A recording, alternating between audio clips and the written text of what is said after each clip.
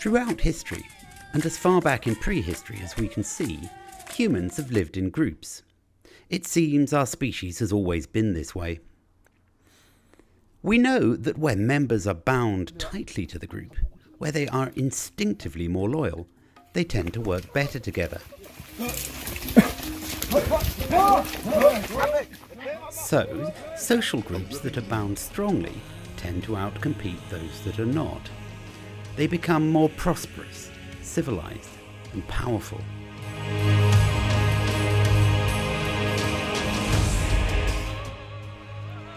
And they do better in the great game of natural selection. Group working brings enormous evolutionary advantage.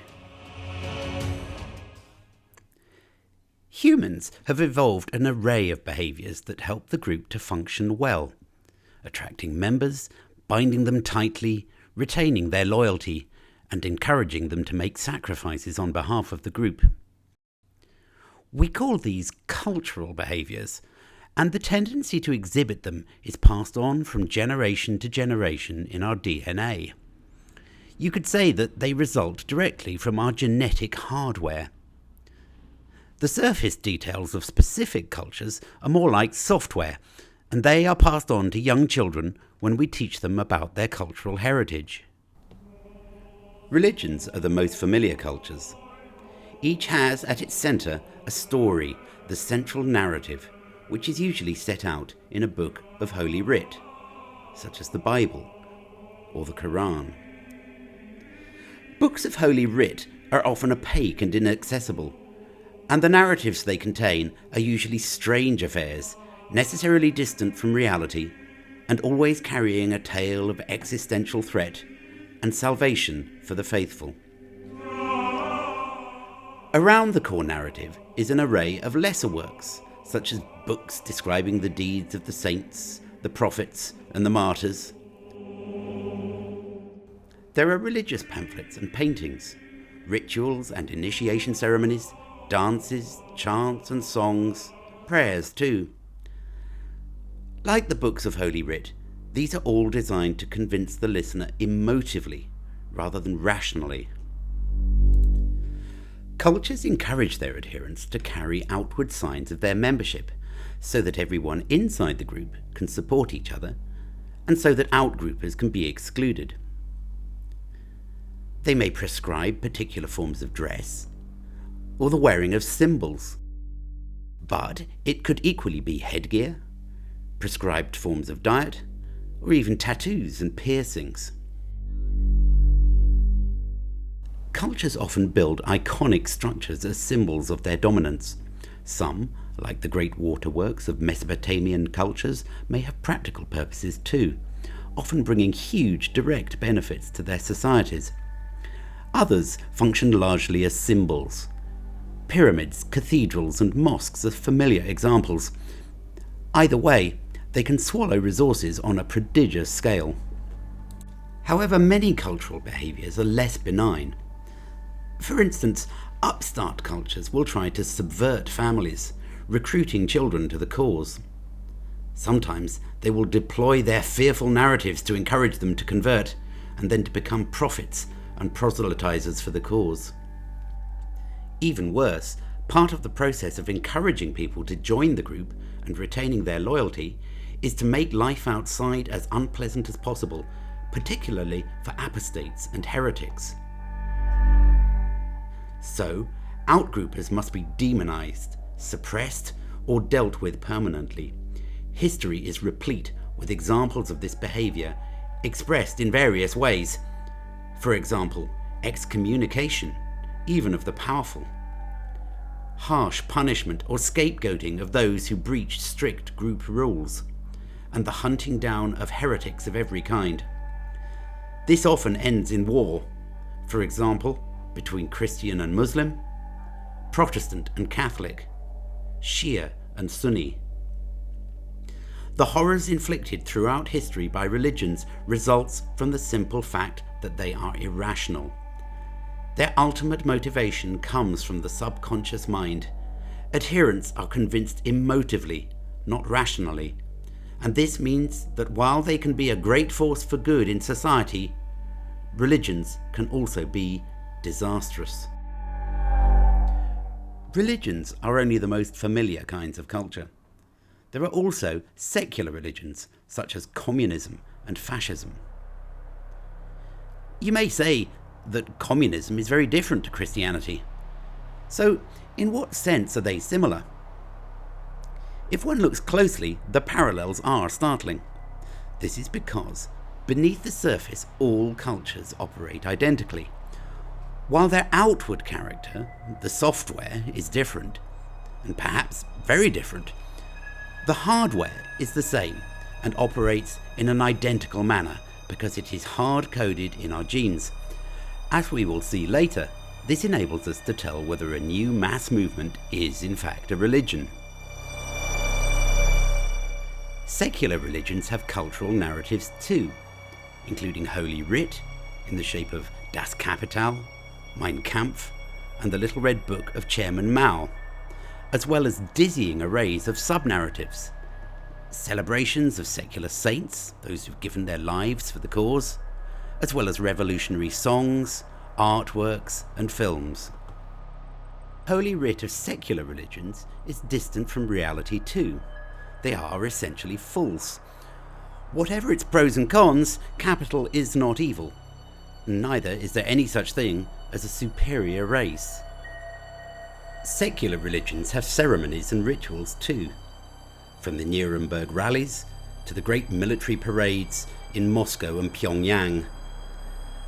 The displays of uniforms and insignia are obvious identifiers of the most fervent adherents. And secular religions are no strangers to iconic structures either. Often these have practical purposes as well, such as Magnitogorsk, the Soviet city that was built from scratch as a symbol of the new ideology's power. However, the city's practical purpose was secondary to its cultural role, and the effort to complete it cost thousands of lives. The building of the White Sea Canal also had a horrific death toll, and all for nothing, as Stalin's cultural aims ended up permanently hobbling its practical purpose.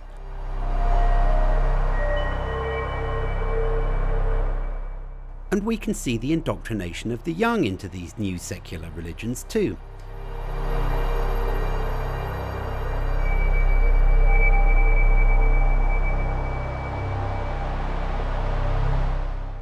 With efforts to bring children into the faith, starting from their earliest school days and continuing right up to adolescence with their initiations into the Hitler Youth and Mao's Red Guards.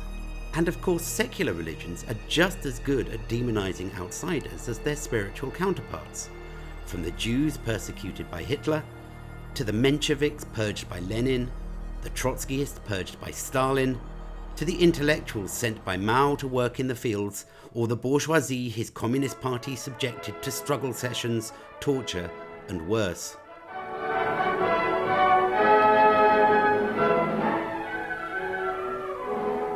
Comrade Zhai Shangzhi, formerly of the 8th Route Army, stresses the need to carry on the revolutionary spirit of 991 and calls upon the young people to work as hard as the heroes of the 8th Route Army did. With their tightly controlled societies, the communists and fascists were able to achieve much. Mussolini famously made the trains run on time. Less prosaically, the Chinese and Russian revolutions ultimately lifted hundreds of millions from poverty and illiteracy and brought medical care to the countryside. However, the secular religions are just as irrational as the spiritual ones, and the horrors of the Holodomor and the Holocaust show how this can lead to civilizational scale disaster. Another historical example has uncanny echoes of the situation we face today. In the 1950s, Chairman Mao launched the Great Leap Forward, a crash program to transform China, with farming collectivized and towns industrialized at a stroke. Most notoriously, backyard steel furnaces were introduced into towns and villages across the country. Their output proved to be almost worthless, while collectivization ruined farm productivity. The Great Leap Forward was an almost complete failure, and the main factor in causing 50 million people to starve to death. The destruction wrought by secular religions in the 20th century brings important lessons. Because modern societies wield extraordinary technological power, the stakes are now much higher. And, in our interconnected world, new religions can arise very swiftly. So it may be that religion, through most of history the road to civilization and wealth, is now more likely to be the road to disaster. And so to climate catastrophism, the mass movement that seems to have society in its grip today.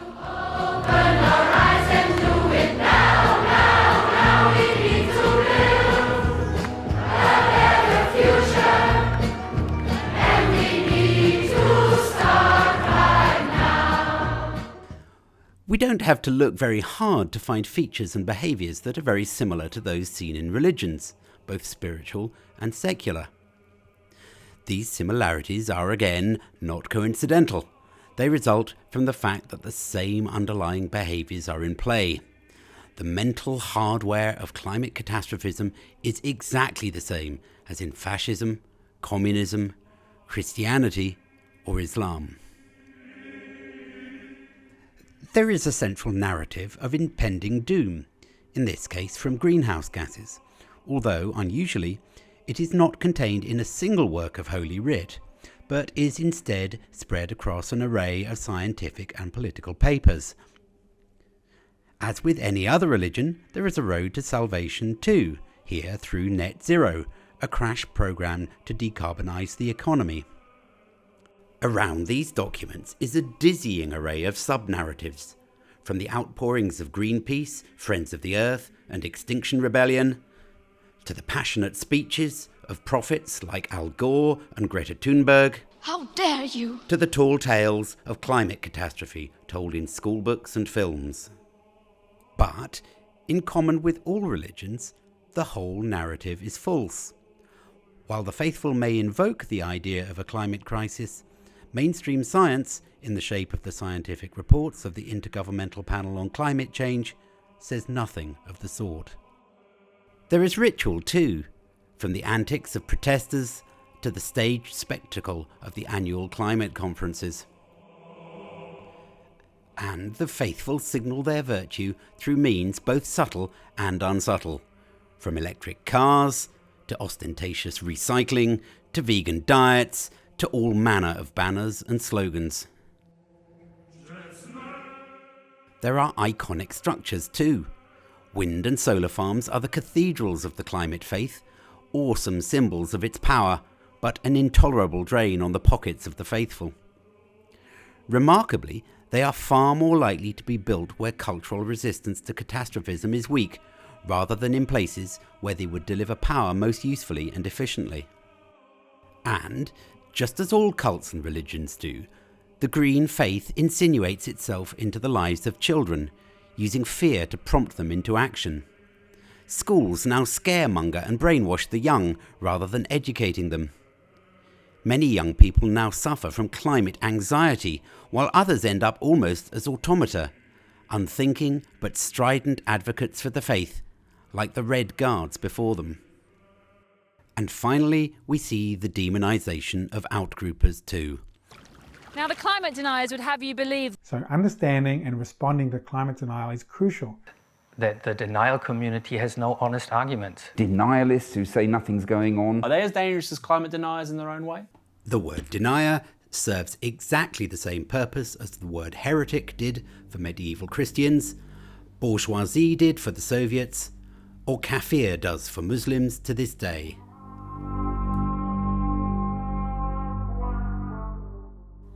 So climate catastrophism exhibits all the outward features of a religion. This is powerful, if circumstantial evidence that this is precisely what it is. But in fact the case is much stronger. It can be formally proven. Because cultural entities have the same underlying mechanisms, the same hardware, they react with one another. So, when we look at the data, we can see that national attitudes to climate change are mostly a function of national religiosity.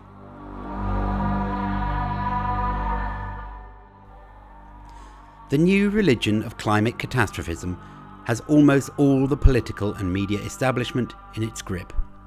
Global warming, climate change, and the devastating loss of biodiversity are the greatest threats humanity has ever faced. It's the existential threat posed by the ravages of climate change. A code red for humanity. We face a climate cataclysm. This is a dangerous situation. The irrationality of religious faiths means that they can and will undermine the institutions of free societies, from democracy to science and the law. They can subvert political structures and give rise to entirely irrational policies, swallowing untold resources and not even beginning to solve the problem they purport to address. In fact, cultures never solve the problem that they purport to address, as this would kill them. This is why nuclear power is so unpopular with the climate faithful. The lessons of the Great Leap Forward are clear for all to see. Religions are capable of wreaking huge damage unless robustly resisted.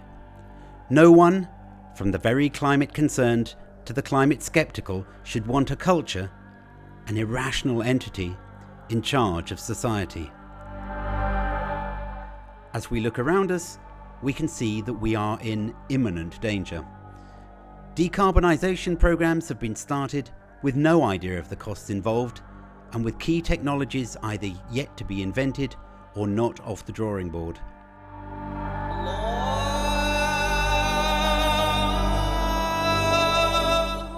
We can look back at Mao's Great Leap Forward and wonder at the foolishness of a society that imagined it could catch up with Western industrialization in just a few years. But there can be little doubt that people in the future will wonder at the insanity of net zero too.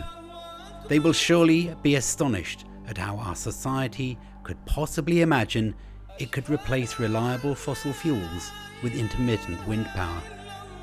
Net zero has put the Western world on the road to disaster.